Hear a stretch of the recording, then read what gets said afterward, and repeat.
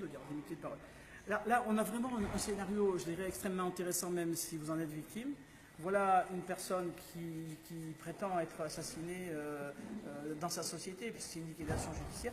Je rappelle d'ailleurs qu'il y a quelque temps, Madame Labarthe et l'Association pour le respect des lois républicaines avaient assigné tous les présidents des groupes parlementaires, si quelqu'un a besoin de décisions, je les ai, pour génocide des entreprises. Je crois qu'on en est tout à fait là. Alors là, ça oppose la mutualité sociale agricole à Thierry Borne, à Madame et aux sociétés. Alors il se trouve que on est vraiment dans un scénario qui est journalistiquement intéressant. Quelqu'un qui n'a plus aucun revenu et pour lequel on entend l'avocat dire à l'audience il n'a aucun revenu parce qu'il a été mis en liquidation judiciaire de manière criminelle. Voilà. Bon, ça n'a pas plu à la présidente qui a voulu interrompre l'avocat. Et j'ai précisé que la liquidation de mon entreprise a été faite alors qu'elle n'a jamais été assignée. C'est très important, je pense qu'il faut le répéter. Mon entreprise, donc l'EIRL, a été mise en liquidation, mais elle n'a jamais été assignée. On a assigné Thierry Borne, qui n'existait plus depuis 2012. Alors, j'arrive récemment dans le dossier, donc je m'interroge, est-ce possible? Ben, apparemment, c'est possible. Non, il faut que je réécoute une autre fois. Bon, on a fait une inscription en fonds d'écriture qui est actuellement en cassation. Donc on attend la date de cassation. Oui, bien sûr, c'est du sérieux. Oui. Pour la simple et bonne raison, c'est que dans tous les départements, on a des mandataires judiciaires qui sont des voleurs et des salopards qui font... Oui, non, mais salopard, je sais ce que ça veut dire dans le dictionnaire. C'est personnes qui traitent d'une façon ignoble autrui. C'est pas du tout une insulte. Sauf que, en fait, ce sont des salopards. Pourquoi? Parce qu'ils ne respectent pas le droit. Pourquoi? Parce que quand on met en liquidation une entreprise et qu'on n'est pas capable de fournir le rapport du juge-commissaire, je suis venu ici... Ça vous est arrivé? Mais bien sûr, je suis venu... Le greffe du tribunal de Bourg-en-Bresse... Non, attendez, vous répétez. Comment ça? C'est pas possible. Il faut le rapport du juge-commissaire. Eh bien, je sais que ça frappe de nullité le jugement. Et vous avez eu le cas? Bien sûr. Mais qu'a dit le procureur? Le procureur, alors je peux vous dire ce qu'a dit le procureur, c'est que dans les deux jugements, le jugement de redressement et de liquidation, il est écrit, je peux vous le dire, je peux vous le montrer, c'est sur mon blog, si vous allez sur Thierry Borne, Word, etc. C'est quoi l'adresse du blog? Il va le mettre en dessous sur le film, il n'y a pas de problème, je connais le Julien. Eh bien, il est écrit comme ça, ayant participé au débat et au délibéré, le juge, les assesseurs, le greffier, et le ministère public. Mais c'est pas possible, monsieur Borne, c'est interdit absolument. Ah oui, je sais que c'est Et vous avez un document où c'est marqué? J'ai les deux jugements que je peux vous montrer, je les ai, ils sont noir sur blanc, ils ont été rendus comme ça, c'est-à-dire que le principe de la séparation du pouvoir et de la justice n'a pas été respecté. Évidemment. Et que le procureur est là pour vérifier que la loi soit formellement appliquée. Et dans le cas, en l'occurrence, il n'y a pas eu de rapport juge-commissaire, parce que je me suis pointé au greffe du tribunal. J'ai été au greffe du tribunal ici, je l'ai demandé, et je peux vous montrer la copie, qui dit comme ça, je ne peux pas vous le donner parce qu'il n'existe pas. C'est pas possible. Tout comme l'état des créances, qui n'a jamais jamais été prévu. Les juges ne peuvent pas juger sans rapport juge-commissaire, et le procureur ne peut pas laisser ça. Eh bien, moi, je peux vous le certifier qu'à Bourg-en-Bresse, de même qu'à Chambéry, puisque j'ai un ami qui est là, qui a le même problème, à Bourg-en-Bresse et à Chambéry, il y a une chape de plomb sur les tribunaux où les magistrats font comme ils veulent. C'est-à-dire qu'ils travaillent pour les mandataires judiciaires. Et que fait le ministère? Le ministère, il est aux abonnés absents. C'est-à-dire qu'aujourd'hui, il ne fait pas son travail. Et que ce sont des vendus. Et vous avez aujourd'hui dans cette audience, je peux le nommer, c'est le procureur qui s'appelle Blanc, et que c'est lui, c'est le même chaque fois. C'est le même chaque fois, et je tombe sur le même chaque fois, et qui nous prend de haut, qui vous dit que de toute façon la MSA, c'est une entité tout à fait légale, etc., etc. Alors que j'ai dans l'assignation que j'ai fournie, et là où l'avocat a dit qu'il avait pas reçu les papiers, alors que j'ai les tampons de mes comment, je vais vous les montrer, si vous avez 5 minutes, les tampons de mes ah oui, c'est important.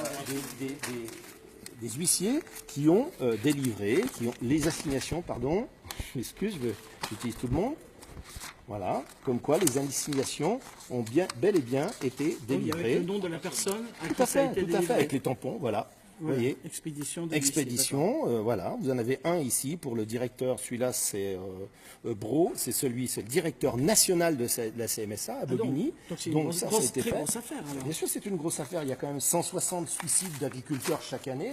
C'est pas pour rien que je m'énerve un petit peu. Et si le prix de la vie de ces 160 agriculteurs par année, voilà la deuxième assignation. Donc l'avocat de la partie adverse dit qu'il n'a rien, c'est quand même bizarre. Et dans l'assignation, vous avez tout est dedans. D'ailleurs, à l'audience, l'avocat de la MSA s'est fait reprendre par votre avocat qui lui a dit mais pourquoi cherchez-vous en gros à le rendre fautif alors qu'en fait il suffisait que la MSA se renseigne puisqu'elle avait reçu les documents. Exactement. Donc je ne comprends pas la position de l'avocat adverse qui enfonce une porte ouverte. Il s'est d'ailleurs fait reprendre par la présidente qui dit que ce n'est pas le fond du problème. Ils essayent de botter en touche. De toute façon, tout est couvert par le système qui est une marmite énorme où de toute façon on essaye de noyer le poisson. Ouais. Alors, comment se fait-il que alors que vous expliquez que vous n'avez aucun revenu et que madame qui est diplomate a des obligations professionnelles de secret professionnel, qu'on vous mette 10 000 euros de consignation alors qu'on ne peut pas dire que vous ayez un seul centime de disponible. C'est très simple, c'est qu'on ne veut pas de cette affaire, on ne veut pas que ça se sache. On ne veut pas qu'on sache que la CMSA ou le RSI ou l'URSSAF sont des organismes privés et non obligatoires. Et pour la plupart, illégaux, il faut le savoir. Alors, est-ce que vous appuyez sur les textes européens là-dessus? Non seulement sur les textes européens, mais aussi en plein droit français. Puisque de toute façon, ce sont des mutuelles régies par le Code de mutualité et pour certaines, des associations de loi 1901. Donc de toute façon, et qu'en 2000, la date, je ne me rappelle plus exactement, mais il y a un moment donné, ces mutuelles devaient s'enregistrer légalement, elles ne l'ont pas fait. Au registre national des mutuelles. Et si vous prenez, et là-dedans, de toute façon, c'est bien ce qui les gêne, de toute façon, parce que tout est écrit.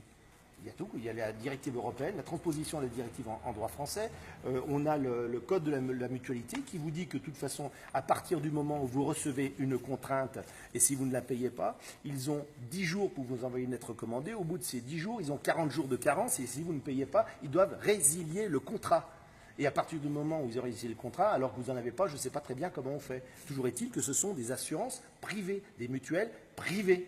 Et que depuis 25 ans, la France a transposé la directive européenne en droit français. Donc applicable, vous prenez le code de la sécurité sociale, vous prenez le code de mutualité, tout est inscrit.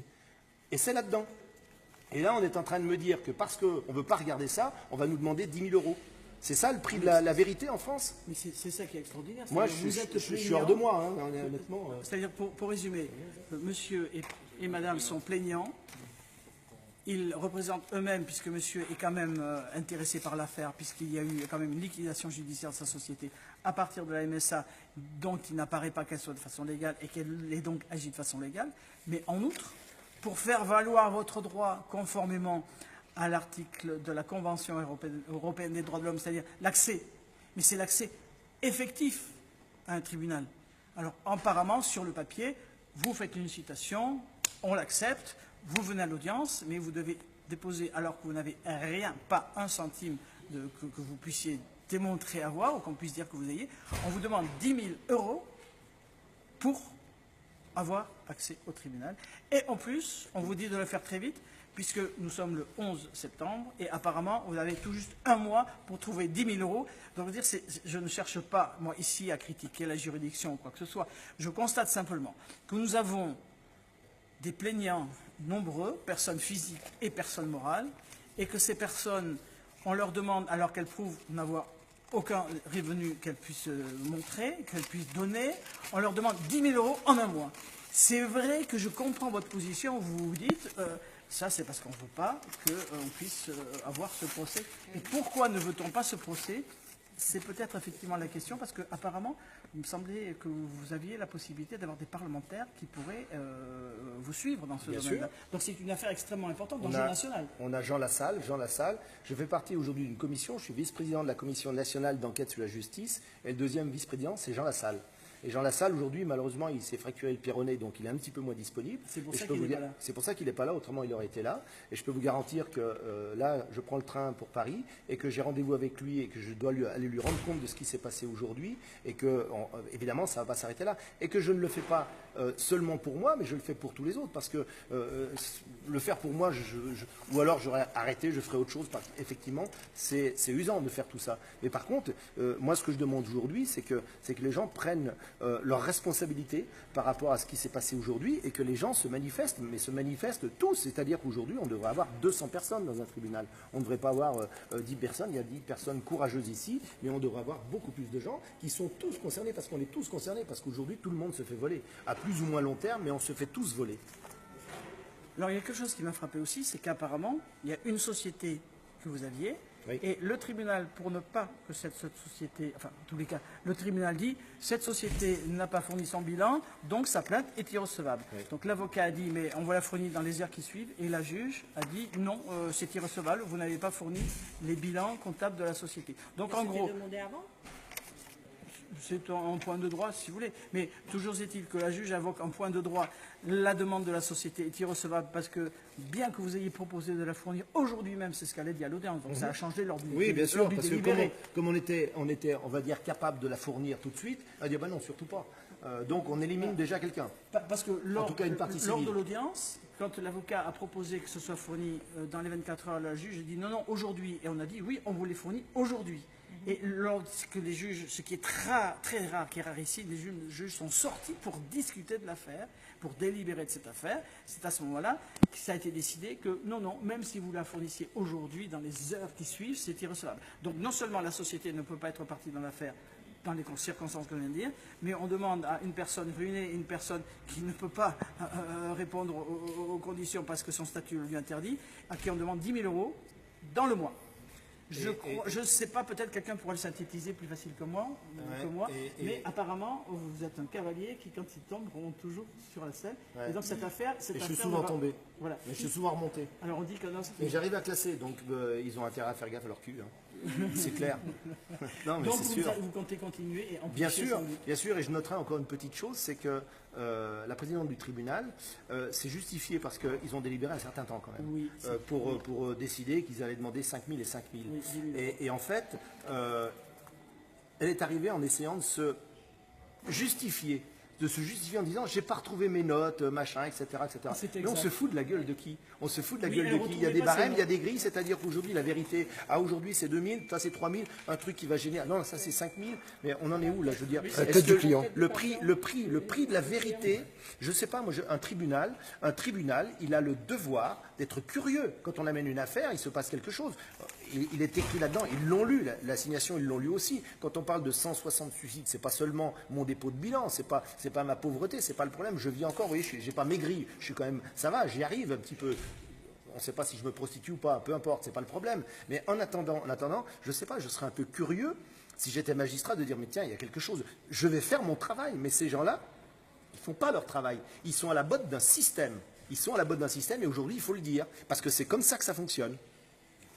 Alors, à ce propos, Claude Reichmann, qui s'occupe de la liberté... Ouais, je connais Claude. Voilà, le mouvement pour la liberté et la protection sociale avait fait un article dans le Valeurs Actuelles en disant que, tant sous Jospin que Chirac, il y avait des ordres qui étaient donnés pour rejeter les recours en matière de sécurité sociale, d'URSSAF, de MSA, etc. Il n'a jamais eu de procès et il n'a jamais été démenti dans le journal non plus. Bien sûr. Donc c'est vrai que se pose un gros problème parce que je crois que, je ne veux pas faire de politique du tout, mais je veux dire, vous êtes carrément là dans un secteur extrêmement important, c'est les cotisations sociales qui font que le particulier n'a plus de quoi vivre, c'est votre cas. Mais ce qu'il y a de fascinant dans votre histoire, c'est que vous avez des parlementaires qui s'intéressent à votre affaire et qui sont partants avec vous. Donc il me semble un peu surprenant que le renseignement qui est la clé de l'action n'ait pas fonctionné au niveau du procureur et du tribunal, après c'est leur affaire, pour se rendre compte que cette affaire était extrêmement importante, qu'il y avait du monde derrière vous. Ouais. Voilà. Moi de mon côté, en tant que juriste et avocat, je n'ai pas d'autres choses complémentaires à dire. Le problème c'est qu'il faut comprendre aujourd'hui que la justice c'est un mammouth. C'est un mammouth et ça fait des décennies qu'il fonctionne comme ça et que tous les magistrats sont aux ordres d'un système. Et vous avez dit tout à l'heure, vous parliez d'ordre, vous avez l'ordre des avocats, l'ordre des médecins, etc., mais ils sont tous aux ordres. Et même les avocats, je suis désolé pour vous, mais vous faites partie des bons, mais la plupart des avocats sont aux ordres du système. De toute façon, quand vous partez, je l'ai vécu, d'autres amis l'ont vécu, quand vous partez en première instance ou en appel avec des avocats, de toute façon, c'est pas compliqué, c'est que vous allez payer l'avocat. Que vous gagnez, que vous perdiez, de toute façon, c'est pas grave. L'avocat, c'est le premier qui va se servir, c'est normal, on veut pas mourir, on va l'utiliser, etc. Mais à la sortie, sur les liquidations judiciaires, il n'y a que moins de 5% qui partent en plan de continuation, sur 6, 8 ou 10 ans. D'accord? Moins de 5%. J'ai eu la chance une fois, parce que ça m'est arrivé une fois déjà, et c'est là que j'ai compris, c'est au moment où j'étais en train de finir de payer, parce que j'ai quand même payé 200 000 € sur 10 ans, c'est quand même une somme quand vous avez encore des crédits, que j'ai compris comment ça fonctionnait, et c'est là que j'ai commencé à me battre. C'était en 2008, ça fait 10 ans. Ça fait 10 ans de combat quand même, d'accord?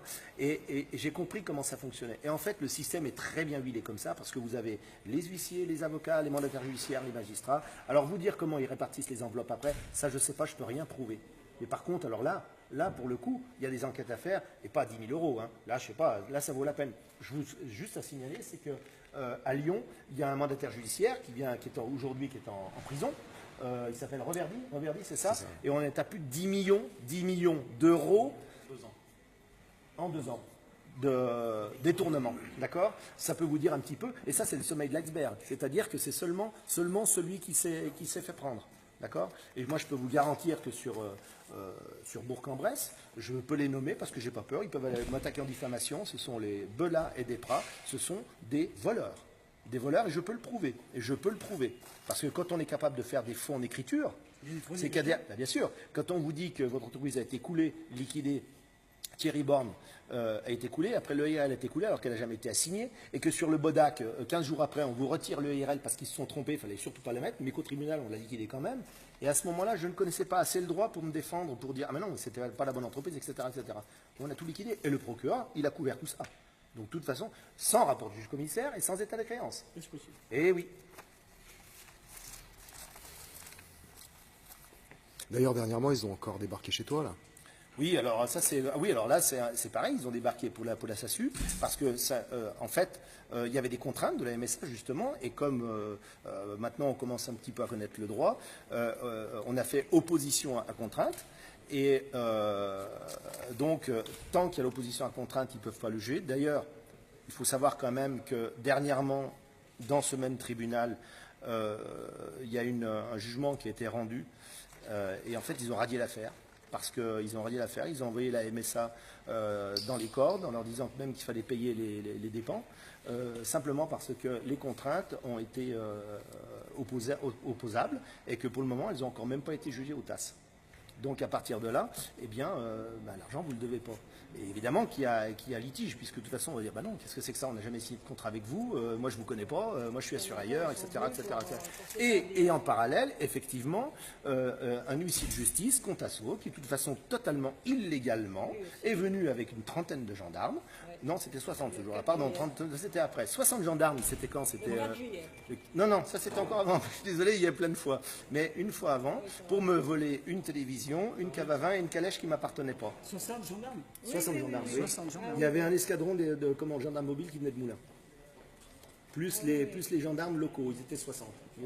Ils étaient présents, je peux vous dire, j'ai toutes les vidéos, tous les films, etc. etc. Donc ils n'ont pas de titre exécutoire, ils ont recours à la force publique qui sont donnés par le préfet ou le sous-préfet ou par le je ne sais pas qui, et ils viennent chez vous, ils vous volent, alors que de toute façon, il y a des oppositions à la contrainte qui ont été émises.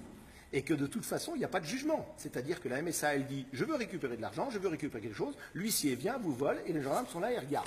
Et si jamais vous levez le petit doigt, vous vous faites emmener. Ça m'est arrivé, on m'a déjà emmené une fois, j'ai fait 24 heures de garde à vue.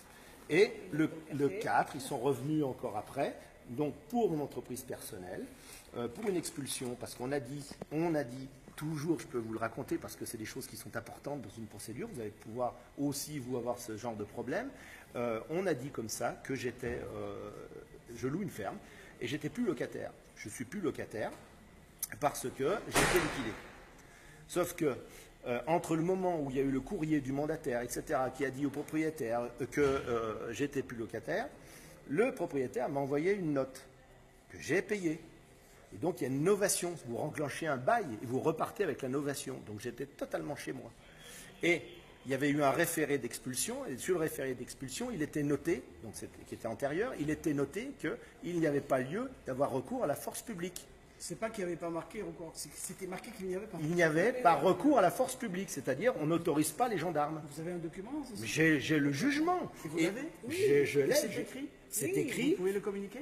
Mais bien sûr, aucun problème. Et ce truc-là a été mis. Et l'huissier est arrivé avec le procès verbal et avec recours à la force publique et 30 gendarmes et un camion pour embarquer des chevaux. Ils ont cassé le matériel. Alors que quand vous êtes exproprié, on vous enlève le matériel, on vous le laisse sur place, etc., etc. Là, on a détruit. Et aujourd'hui, on a pour 25 000 € de frais. Il y a un responsable, là. Comment on peut... La responsable, c'est de toute façon d'abord l'huissier, ensuite le préfet qui n'a pas vérifié que l'acte qu'on lui avait remis, il devait le vérifier, parce que tout le monde doit vérifier. Les gendarmes doivent aussi vérifier. Il y avait un commandant de la gendarmerie. J'avais mon jugement en référé, je lui ai montré, je lui ai dit, mais monsieur, je lui ai sorti la circulaire Palagos. La circulaire Palagos qui dit que de toute façon un gendarme, pour exécuter un ordre, doit vérifier son authenticité. Et comme j'avais le jugement référé qui disait il n'y a pas recours à la force publique. Vous avez montré au gendarme? Bien sûr, et le gendarme s'en est tamponné. Il n'en a rien à foutre. Il a des ordres. Est-ce que vous avez pensé à mettre une responsabilité? Bien sûr, bien sûr. Il y a eu des maîtres qui sont partis jusqu'à Paris à la direction générale d'inspection de la gendarmerie, la préfecture, mais pour le moment, pas de réponse. Tout le monde botte en touche. Et ce n'est pas la première fois que j'ai le cas, puisque j'ai déjà eu le cas auparavant, et que de toute façon, la réponse de la préfecture dit comme ça simplement, non, non, c'est bon, c'est tout en règle, on a tout à fait le droit d'avoir recours à la force publique. Alors que vous avez un référé qui dit qu'il n'y a pas recours à la force publique. Et ça, c'est écrit noir sur blanc dans un référé. Vous avez envisagé de faire des plaintes pénales pour ceux qui ont fait ça? Bien sûr, des plaintes pénales. Et maintenant, donc, les propriétaires qui voulaient me mettre dehors illégalement, puisque de toute façon, j'ai une innovation, eh bien là, on va les attaquer sur le fond. Et ils vont être bien mal à partie, puisque de toute façon, avec le dossier qu'on a aujourd'hui avec la casse pour 25 000, le référé où ils ont poussé le bouchon un petit peu trop loin parce qu'ils ont fait venir les gendarmes alors qu'il n'y avait pas à les faire venir, à mon avis, c'est quand même... Mais le problème, c'est toujours le même, c'est que ces choses-là doivent être jugées à Bourg-en-Bresse. Toujours avec les mêmes, c'est-à-dire qu'on tourne en rond. C'est pour ça que, effectivement, je crois, maître, que vous nous avez orienté vers un dépaysement. Voilà, il faut qu'on évolue un petit peu, qu'on sorte du panier de crabe, qu'on sorte de cette mafia, qui aujourd'hui, je le répète, le tribunal de Bourg-en-Bresse, c'est une mafia, il y a une chape de plomb. Ici d'ailleurs, vous pouvez regarder, vos téléphones, ils ne marchent pas. Hein. Il y a vraiment une chape de plomb. Hein. Oui. Ouais. Donc, en tout cas, le combat est loin d'être terminé. Et on ne va surtout rien lâcher. Il faut quand même savoir que je suis un véritable pitbull et qu'une fois que je mords, je lâche rien. Et que de toute façon, on les aura. Ça, j'en suis persuadé. Le droit doit triompher. Alors, dans le sens, dans la continuité de ce qu'on disait tout à l'heure, est-ce que vous ne pensez pas que vous aurez une difficulté? Parce que vous dites avoir, je ne doute pas, je dis simplement, vous dites avoir le document que vous allez pouvoir produire, disant que, je précise, ce n'est pas une décision où il n'est pas marqué qu'il y a la force publique, c'est une décision dans laquelle il est marqué qu'il n'y a pas la force publique. Il n'y a pas recours. Il n'y a pas recours, mais c'est pareil. Donc on ne peut pas l'acquérir. On peut pas l'acquérir. Voilà. Bon, alors par contre, ce que je trouve d'un petit peu inquiétant, c'est que sont en cause, me semble-t-il, tous ceux qui ont concouru à la responsabilité, c'est-à-dire le préfet qui a pris des ordres, le gendarme, l'huissier, etc. Mais vous faites une plainte. Seul le procureur de la République peut mettre en mouvement l'action publique. Sinon, au bout de 3 mois, vous pouvez vous constituer partie civile. Sauf que pour vous constituer partie civile, on va vous demander de verser une consignation. Et l'événement, à mon avis, qui est capital, l'événement de l'année pour moi, c'est que nous avons deux personnes dans un dossier, et il y a quelqu'un qui dit qu'il n'a rien et qui prouve qu'il n'a rien, et on demande 10 000 € pour avoir l'action pénale à se faire, si le procureur ne le veut pas. Donc comment allez-vous pouvoir combattre ce fait qu'on vous demande 10 000 € pour défendre votre droit? Alors que, d'après ce que vous me dites, il est évident que le droit a été violé puisque la décision marquait bien qu'il n'y avait pas la force publique. Comment faire? Vous avez des idées? Peut-être que vous pouvez poser une question écrite par un parlementaire ou... On peut faire ce qu'on appelle une question prioritaire de constitutionnalité, une QPC. Oui. On peut faire ça. On peut. Je pense qu'il y a des questions au Parlement. Alors, oui, mais il faut savoir qu'aujourd'hui même, de toute façon, l'Assemblée nationale, c'est quelque chose de truqué. Parce que j'en ai discuté déjà avec Jean Lassalle. Et le problème, c'est que pour avoir des questions écrites, déjà, c'est un espèce de tirage au sort très compliqué et on n'a pas forcément la parole. Il faut savoir que Jean Lassalle ne fait pas partie d'un groupe parlementaire et qu'il y a beaucoup moins de temps de parole. Tout ça est très compliqué. Alors, moi, je persiste à dire qu'il faut utiliser la voie du droit et que le droit, comme je le répète, doit triompher. Donc, dans le droit, il y a plusieurs pistes. Et ça, vous êtes beaucoup plus à même que moi à définir quelles orientations on peut avoir plus tard. Mais je pense que le fait, par exemple, de faire une plainte au doyen des juges est pénal, et je parle attaquer directement les magistrats qui sont en cause aujourd'hui, parce qu'aujourd'hui, le problème de blocage, ce sont les magistrats, ce sont les premiers, parce que quand un procureur doit vérifier que les lois soient respectées ou pas, s'il ne le fait pas, à qui voulez-vous vous en remettre? C'est pas possible. Sachant qu'en 2010, de toute façon, les procureurs ont été déclarés par l'Europe pas vraiment légaux. Il faut quand même le savoir. Là aussi, il y a quelque chose. Donc, effectivement, il y a un gros problème. C'est dans un arrêt Moulin contre France. Voilà.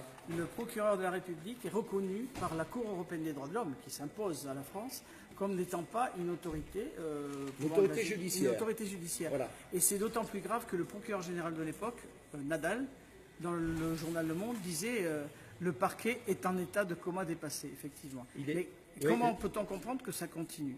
Et d'autre part, vous avez un point aussi extrêmement important, c'est que pour les constitutions de partie civile, pour les citations directes, pour les plaintes où vous considérez, ou même au tribunal de commerce, que le procureur n'a pas fait son devoir, c'est vrai que la loi vous permet des recours, c'est-à-dire on peut saisir le Conseil supérieur de la magistrature de plaintes disciplinaires. Alors il y a deux voies au IES, c'est-à-dire si ce sont des parquets, c'est la section des magistrats du parquet au Conseil supérieur de la magistrature.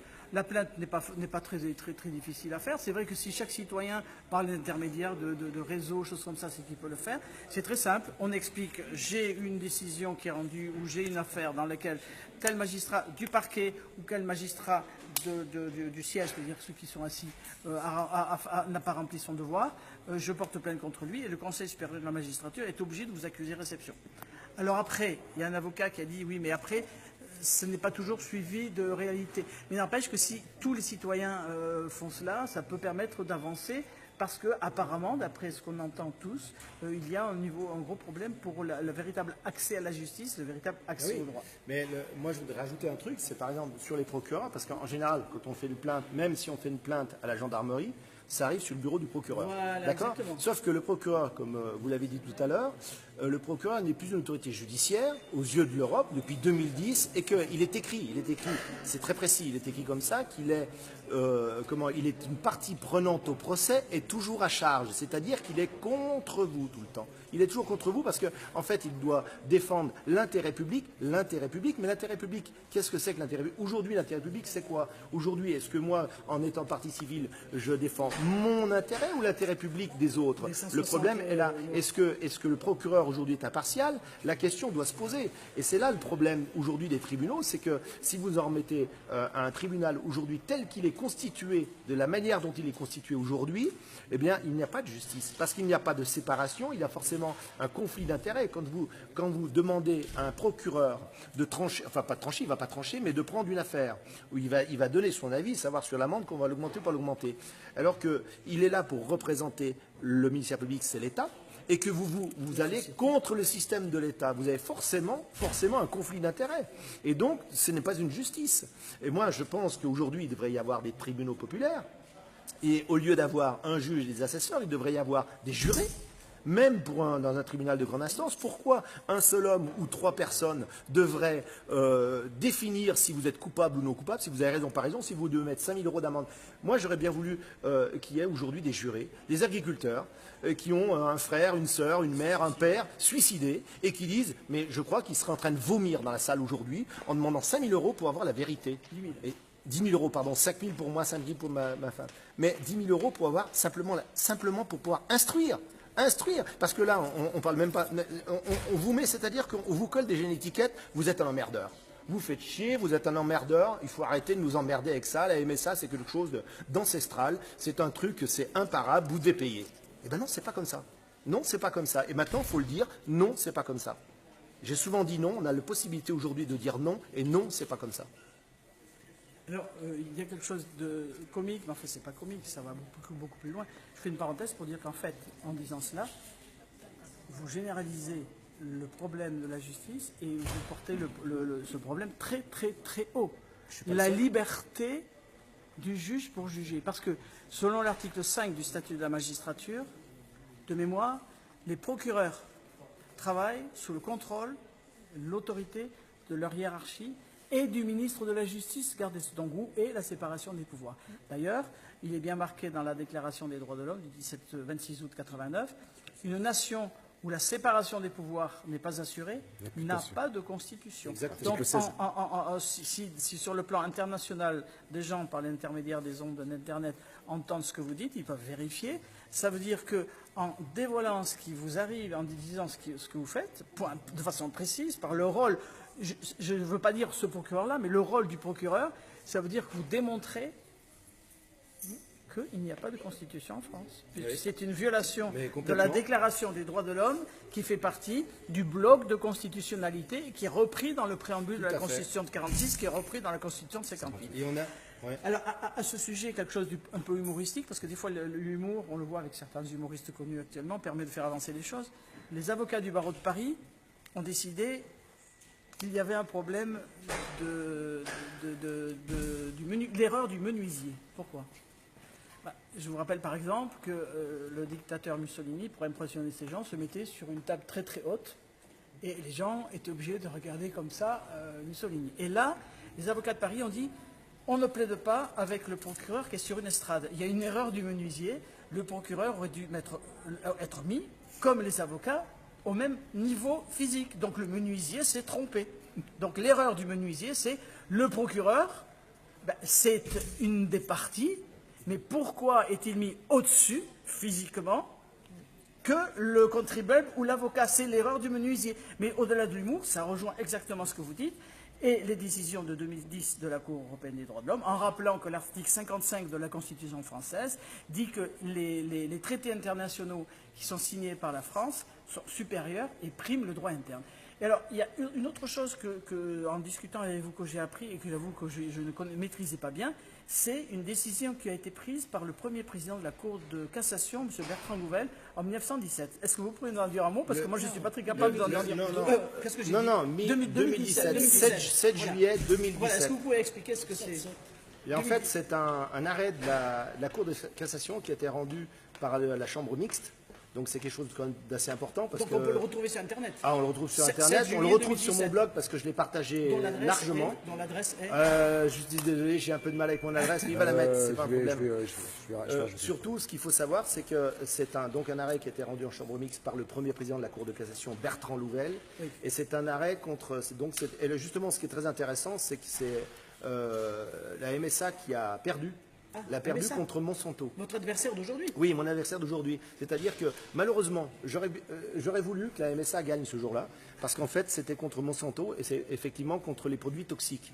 Hein, je ne sais pas si c'était le glyphosate ou autre chose. Peu importe, le problème n'est pas là. Mais, en fait, le problème réside en ce que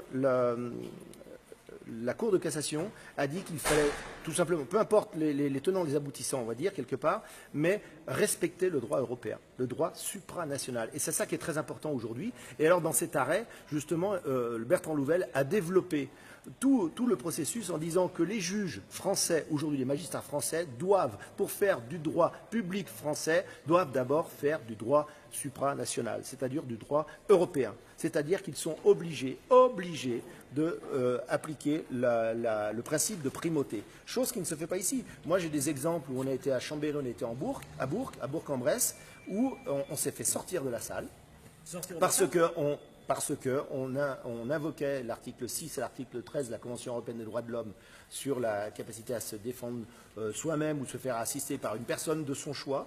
Et là, justement, on va refaire une petite bascule sur les procureurs.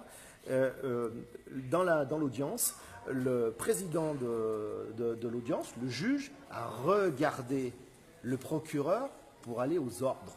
Et c'est le procureur qui nous a demandé de sortir. Alors que, théoriquement, le procureur va dire, c'est le président qui a la police de l'audience, et le procureur qui aurait dû dire, ce n'est pas conforme, monsieur le président, veuillez prendre vos dispositions. Non, c'est le procureur qui a appelé, je suis sorti avec 5 gendarmes, 5 policiers.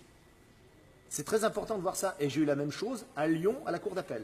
Le procureur était là, et le président de l'audience, le juge, a regardé le procureur pour aller aux ordres. C'est ça qui est incroyable aujourd'hui. Il faut savoir que quand vous regardez un petit peu dans la salle, si vous êtes observateur, vous voyez le juge, il est assis, il est droit, il est correct, il est ça. Et le procureur, il est vautré dans sa chaise.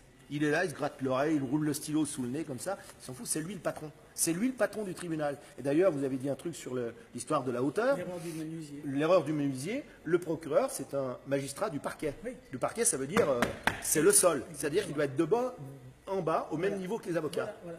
Et les juges du siège, c'est la théorie, ça. Et les juges du siège doivent être assis en haut, en hauteur, c'est comme ça. Même si je trouve que c'est moyenâgeux, quelque part. En attendant, mais c'est pas effectif. C'est pas effectif. Aujourd'hui, Ces mecs, ils sont vautrés, vous les regardez, ils sont en pays conquis. Ils sont chez eux. Ce sont les patrons du tribunal. Le véritable patron du tribunal, c'est le procureur, c'est pas le juge. C'est pas le juge. Les juges sont aux ordres, alors que théoriquement, ils devraient être indépendants. Alors c'était un véritable événement aujourd'hui. Parce qu'en révélant non, c'est pas un événement, c'est pas comme ça. Oui, non, je veux dire pas un événement, parce que la presse est là, la presse est libre. Et ça peut inciter les gens à aller, en réécoutant la vidéo, sur les textes que vous invoquez. Puisque là, tout à l'heure, vous avez invoqué, j'ai aussi, moi, de mon côté, invoqué des textes, la Convention européenne des droits de l'homme, l'article 6 sur le droit à un procès équitable, à un recours effectif, et vous avez cité les décisions de 2010 de la Cour européenne des droits de l'homme. C'est l'arrêt Moulin contre France, où la Cour européenne des droits de l'homme, et vous le disiez encore tout à l'heure, sa jurisprudence s'impose à la France, dit bien que le procureur de la République n'est pas une autorité judiciaire. Mais comment se fait-il que ça continue ainsi? C'est la question que vous posez, et je crois qu'avec les milliers de vues qu'il va y avoir, ça peut quand même faire un petit séisme. Et vous savez que les tremblements de terre, au début, on ne les voit pas tout de suite, mais ça gronde dessous. Enfin, c'est l'impression personnelle que je donne sur ce sujet. Moi qui suis avocat, et les avocats, en tous les cas, moi je le dis, ne savent pas tout. J'ai appris beaucoup de choses avec vous. Dernière petite chose, il faut savoir que dans l'assignation qui a été délivrée, la citation qui a été délivrée, l'arrêt du 7 juillet 2017 est dedans. Oui, du premier président Louvel de la Cour de Voilà, cassation. et effectivement, je comprends très bien l'avocat de la MSA quand il dit qu'il n'a pas vu le truc, quoi. Parce que franchement, ça, pour lui, c'est imparable. C'est mort. Qu'est-ce qu'il dit, cet arrêt du 7 juillet 2017 du premier président Bertrand Louvel, premier président de la Cour de cassation Chambre mixte? Il dit que pour faire du droit public français, les magistrats français doivent d'abord faire du droit européen et international. C'est le principe de primauté. Il y a une hiérarchie. Parce que le droit public, c'est tribunal administratif, dans tous les droits. Pour faire du droit, donc, les magistrats doivent en primauté. Voilà, le principe de primauté, c'est-à-dire qu'il y a le droit international, le droit européen et le droit français. Et que de toute façon, avec l'article 55 de la Constitution, la France a dit qu'elle devait appliquer le droit international, européen, etc., etc. Et juste une petite parenthèse, parce que ça me fait plaisir, parce que j'ai mes potes savoisiens qui sont là, parce que quelque part, je suis bien content de dire que désolé, je ne suis pas français, je suis savoisien, et que justement, avec le droit international, la Savoie n'est pas française. La Savoie n'est pas française. Non, la Savoie n'est pas française. Mais je veux le dire quand même, parce qu'il y en a ras-le-bol de tous ces tribunaux qui disent n'importe quoi, qui font n'importe quoi. Aujourd'hui, il faut,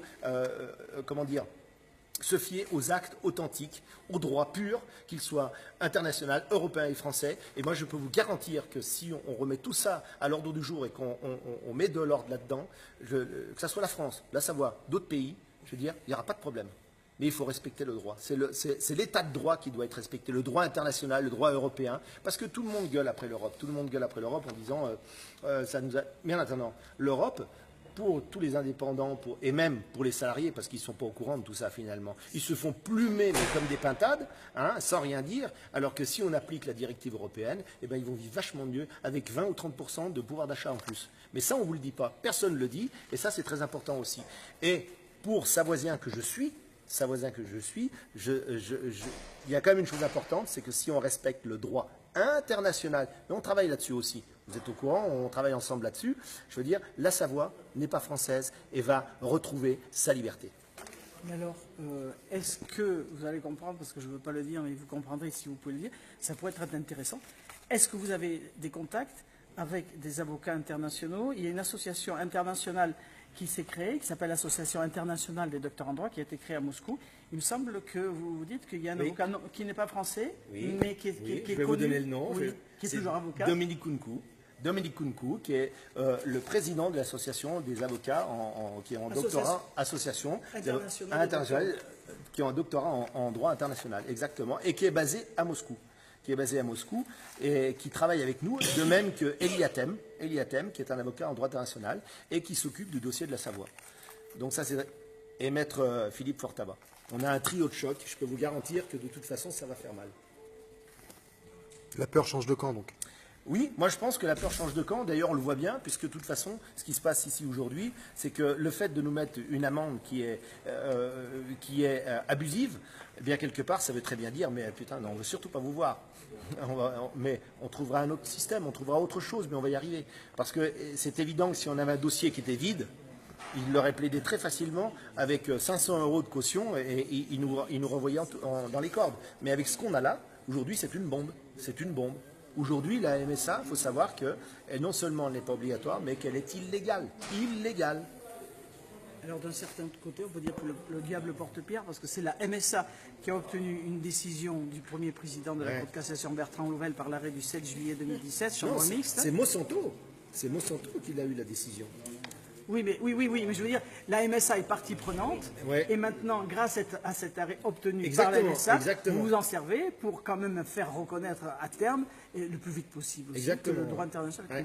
Une petite précision, c'est donc maître Dominique Kounkou, qui est coprésident de l'Association internationale des docteurs en droit, qui a été créée à Moscou et qui évidemment a des pontes, pas que en Russie évidemment, voilà, et donc avec lequel vous êtes en contact. C'est pour ça que je vous préférais que ce soit vous qui le disiez. Voilà, l'Association internationale des docteurs en droit. Alors l'autre truc qui est intéressant, je pense, pour finir, hein, parce qu'on va y passer l'après-midi, sinon, je pense qu'il y a quand même un truc de super intéressant, c'est que la France, pays des droits de l'homme, qui a donné naissance à la Déclaration universelle des droits de l'homme, de par la déclaration de 1789, je veux dire, aujourd'hui, il faut que des avocats qui ont un doctorat en droit international aillent se cacher à Moscou pour faire une association pour défendre le droit international. C'est quand même le clou, quoi. Je trouve que c'est quand même quelque chose de très spécial. Merci. Bravo Thierry. Bravo. Bravo pour ton combat, hein, Thierry. Merci pour tout. C'est pas mon combat, c'est le combat de tout le monde. Exactement.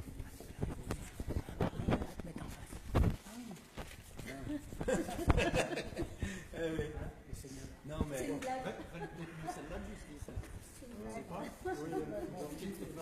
À très bientôt.